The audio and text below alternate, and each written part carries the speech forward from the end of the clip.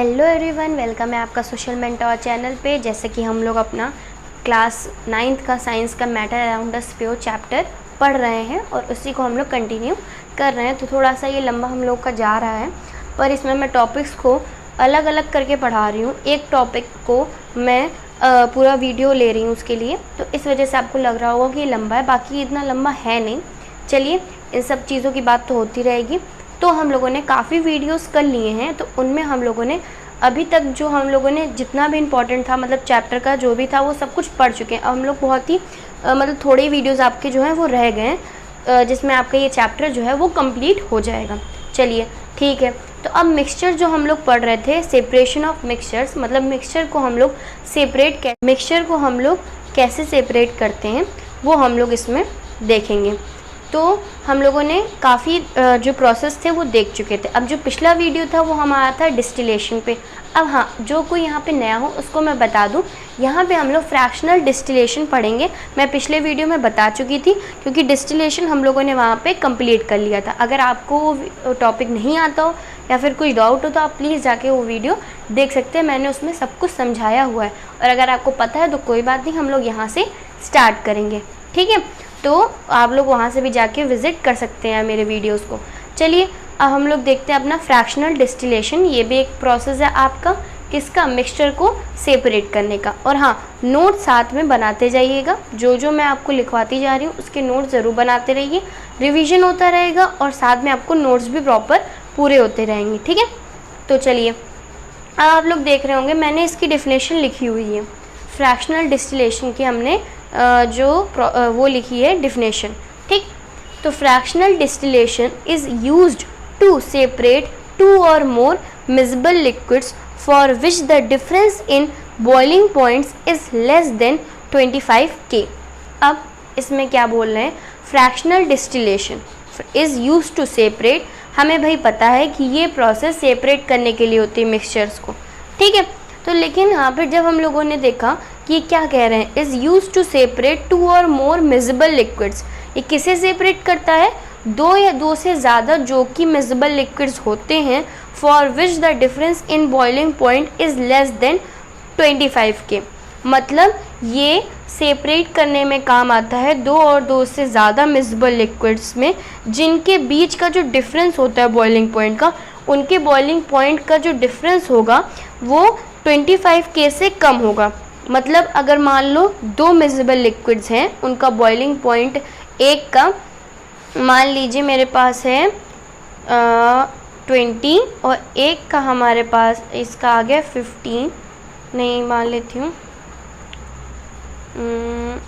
मान लीजिए 20, हाँ 20 माइनस 8, 20 माइनस 8 12, ये 12 के, मतलब ये 25 से कम है।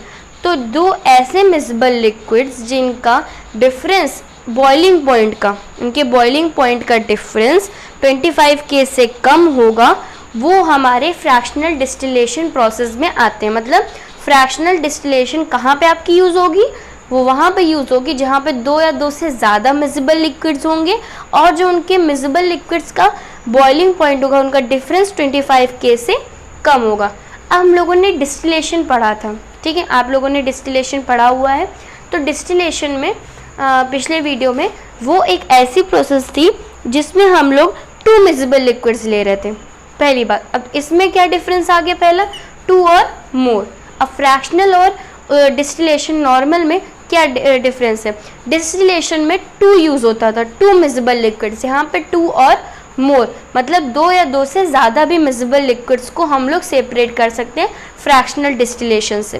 ठीक, for which the difference in boiling point, अब उसमें क्या था, उनकी जो सफिशिएंट डिफरेंस था, डिस्टिलेशन प्रोसेस में सफिशिएंट डिफरेंस को हम लोग कर लेते थे, वहाँ पे आप लोग सफिशिएंट डिफरेंस होना चाहिए, लेकिन यहाँ पे एक कंडीशन है कि लेस देन होना चाहिए 25 K से। अब आप लोग को, कुछ लोग को ना पता हो फ्रैक्शनल डिस्टिलेशन का मतलब क्या हुआ।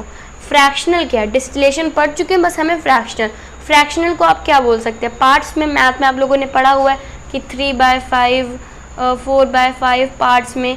तो जो ये पार्ट्स में, तो इसका मतलब ये होता है ये पार्ट्स में सेपरेट करता है, पार्ट्स में ये आपकी जो इस प्रोसेस है पूरी, इसको ये पार्ट्स में सेपरेट करेगा।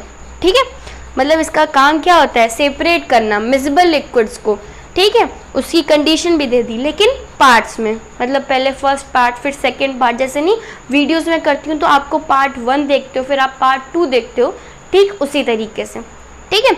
तो ये आप इसकी डेफिनेशन नोट कर लीजिए। तो हम लोग इसके आगे बढ़ें, कंटिन्यू करें। चलिए आगे बढ़ते हैं। तो हम लोग को पता चल गया फ्रैक्शनल डिस्टिलेशन की डेफिनेशन और वो क्या होता है। अब फ्रैक्शनल डिस्टिलेशन का एक मतलब मेन एग्जांपल जो कि आपके एनसीईआरटी बुक में भी है, वो आपको देखने को मिलेगा, वो है सेपरेशन ऑफ एयर, ठीक है। सेपरेशन ऑफ एयर को काफ़ी समझाया गया है, मतलब इसमें डायग्राम के थ्रू भी से समझाया गया है। इम्पॉर्टेंट है, इसके लिए इसके नोट ज़रूर बनाते रहिए, और जो मैं आपको फिगर एक्सप्लेन करूँ उसे आप समझ लीजिए। आपसे पूछा नहीं जाएगा उसकी, आपसे ये नहीं पूछा जाएगा उसकी प्रोसेस बताइए, उसके स्टेप बताइए, ये नहीं, लेकिन हाँ वो चीज़ आपको पता होनी चाहिए, क्योंकि आपको प्रैक्टिकल्स भी देने होते हैं, ये सब भी करना होता है, और वाइवा भी होते हैं, तो उनके लिए भी आपको ये सारी चीज़ें पता होनी चाहिए, लेकिन उन्हें पढ़ लीजिएगा, बाकी वो पूछा नहीं जाता है, ठीक है। चलिए आगे देखते हैं।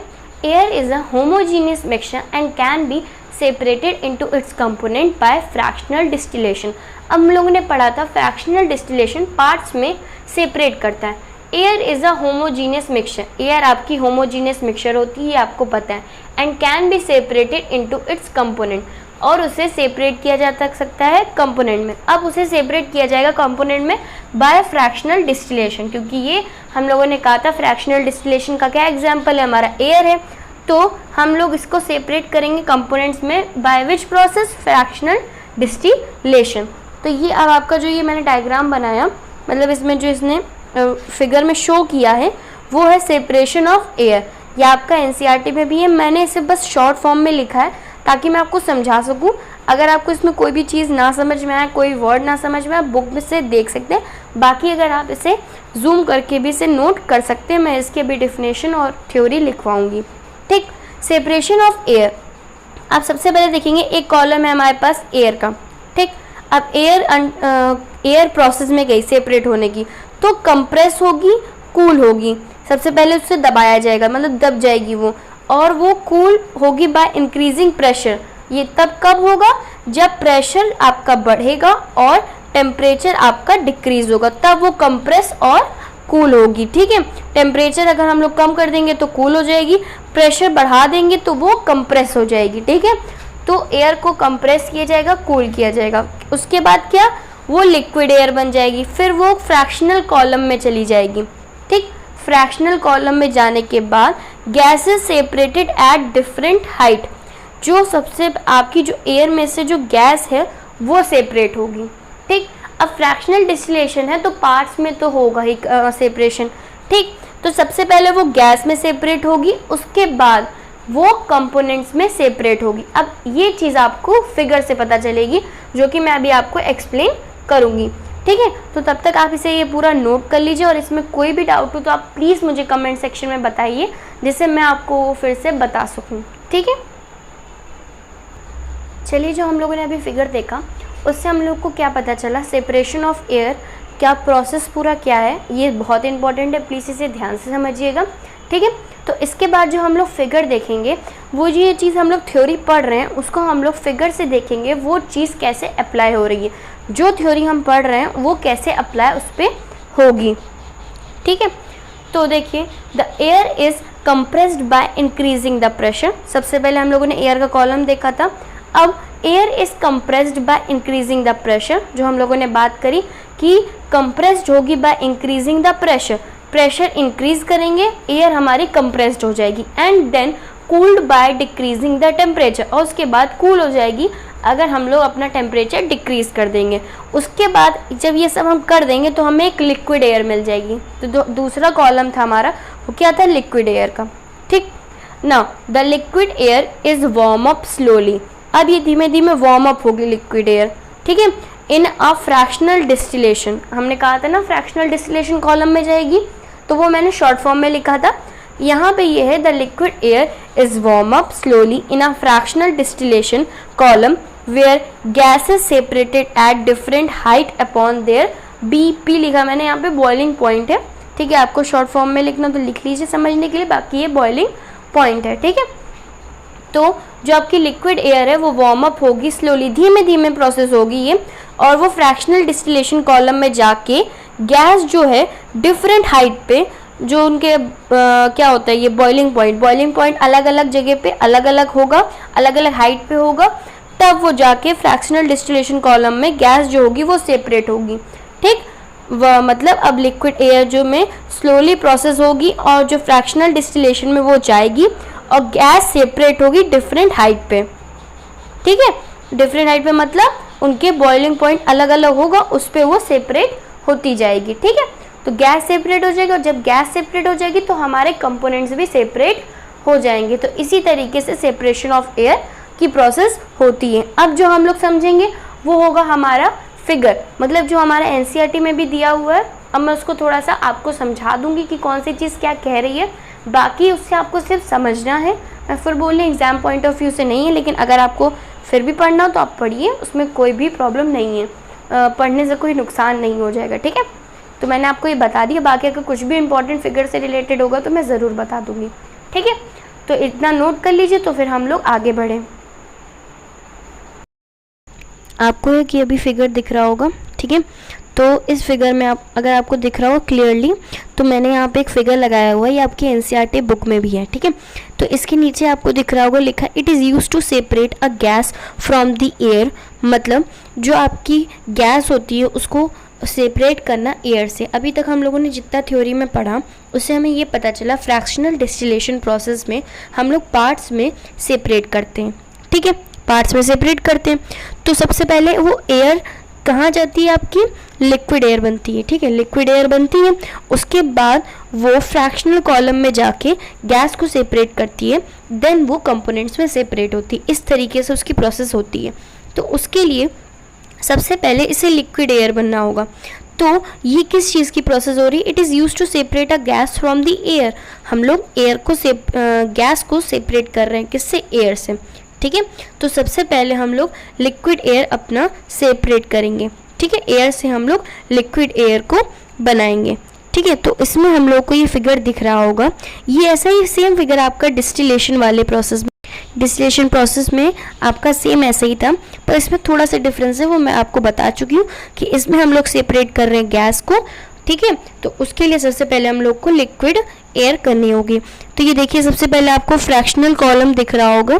ठीक है, एक बॉटल सी है जिसमें कॉक और थर्मामीटर लगा हुआ है, डिस्टिलेशन फ्लास्क पता है, क्लैम्प पता है, water outlet, water condenser, cold water, और ये सब आपको मैं बता चुकी हूँ पिछले वीडियो में, इसलिए मुझे ये सब आपको एक्सप्लेन करने की ज़रूरत नहीं है, सीधे समझिए।